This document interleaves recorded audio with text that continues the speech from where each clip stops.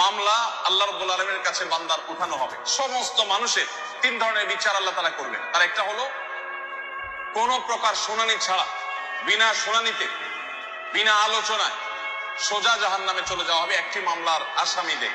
সেটি হলো আল্লাহর সঙ্গে যদি কেউ শিরকে লিপ্ত হয়, আল্লাহ এটা মাফ করবেন না। আর দ্বিতীয় হলো আল্লাহ রাব্বুল আলামিনের অধিকার সংশ্লিষ্ট বিষয়গুলো, যেমন নামাজ।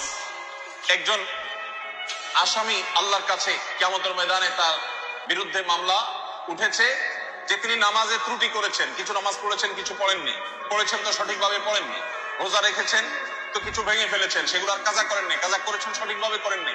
এই জাতীয় বিষয় যেগুলো শুধু আল্লাহর নির্দেশের লঙ্ঘন হয়েছে সরাসরি, সে তার সাথে মানুষের কোনো অধিকারের সম্পর্ক নাই, কোনো সংশ্লেষ নাই, এরকম বিষয়গুলো সম্পর্কে নবী সাল্লাল্লাহু আলাইহি ওয়াসাল্লাম মুসনাদে আহমদে বর্ণিত হাদিসে বলেছেন, সেই মামলাগুলো, সেই অপরাধগুলো বিচার করবেন আল্লাহ তাআলা।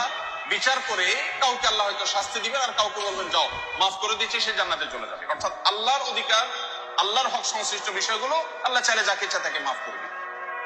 3 নম্বর ভয়াবহ যে মামলা, সেটি হলো কোন মানুষের অধিকার যদি কেউ নষ্ট করে,